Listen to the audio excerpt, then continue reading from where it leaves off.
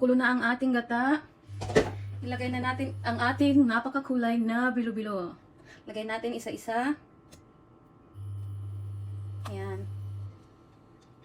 O, diba? Experiment ko yan. Nilagyan para iba-ibang kulay. Para hindi boring ang ating ginataang bilo-bilo. Nilagyan ko ng food coloring. Para naman masayang tingnan, di ba? Ayan. Ang ating. Isa-isahin lang natin paglagay, guys.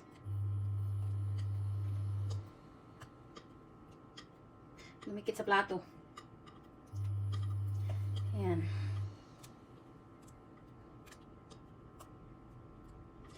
Nag-cravings kasi ako ng ginataang bilo-bilo. So, ayan. Umalis kami kahapon ni Bella. Bumili ako ng ingredients. Ngayon ko naman siya niluto. Wala akong kinain ngayong araw. Kundi ito lang ang kakainin ko ngayong araw. Hindi ako kumain ng almusal. Yan lang. Ayan na, guys.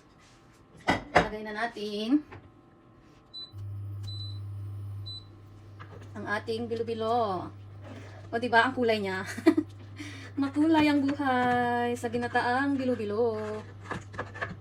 Ayan, pakukulaan naman natin na siya. Lagay na rin natin ang ating sago. Sago na makulay din ang aking sago. Ano ko na to kanina, pinakuluan ko na. Lagay na rin natin siya. Malagkit yung ginata, sago. Ayan. Lagay na natin para maghiwa-hiwalay siya. Kasi pagka tinanggal mo sa tubig, nagdikit-dikit na ulit. Para maghiwa-hiwalay. Ayan, pakukuluan naman natin. Medyo matagal kasi maluto ang ang bilo-bilo. Kaya yan, bilo-bilo ang ating inuna. Susunod natin mamaya is yung saging natin. Nagbuo-buo lang ang aking sago.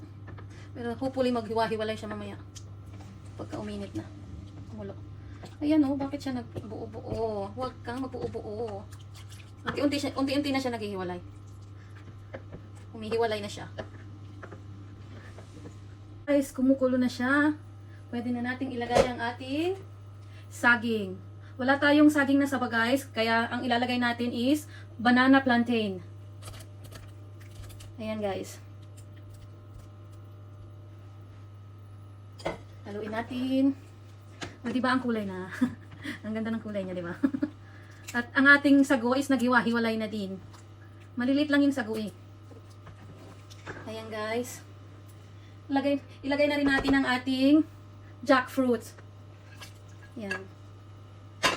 Pagkatapos, papakuluan ulit natin. Iuhuli na natin yung ating kamote. Pakukuluan muna natin, guys. I'll be right back.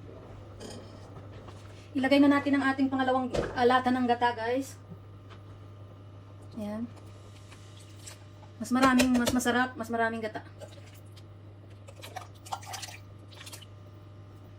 Ayan, okay na yan.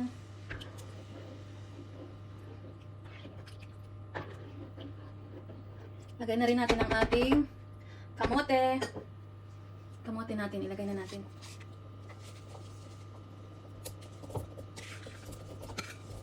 Ayan, ang dami ng ating niluto. Piyesta na naman, akala mo maraming kakain, ako lang naman. Ayan, guys, halu-haluin lang natin.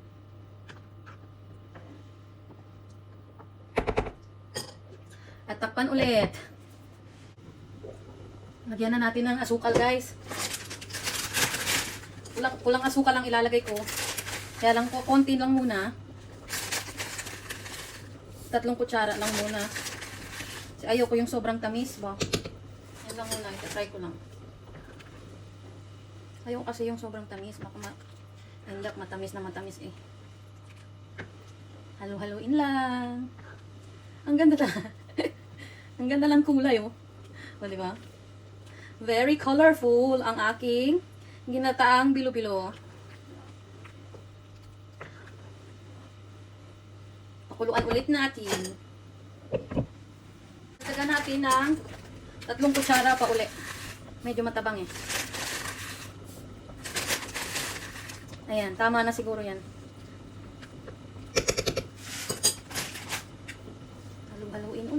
Halo lang ng halo.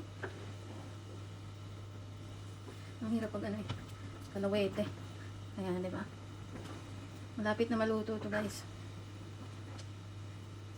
Ang aking makulay na bilo-bilo, di ba?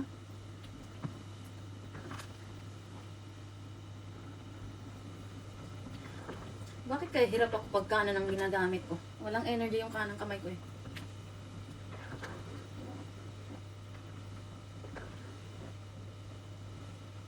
Siguro naman matamis na ito. Tama-tama lang ang lasa. Tama lang yung tamis niya.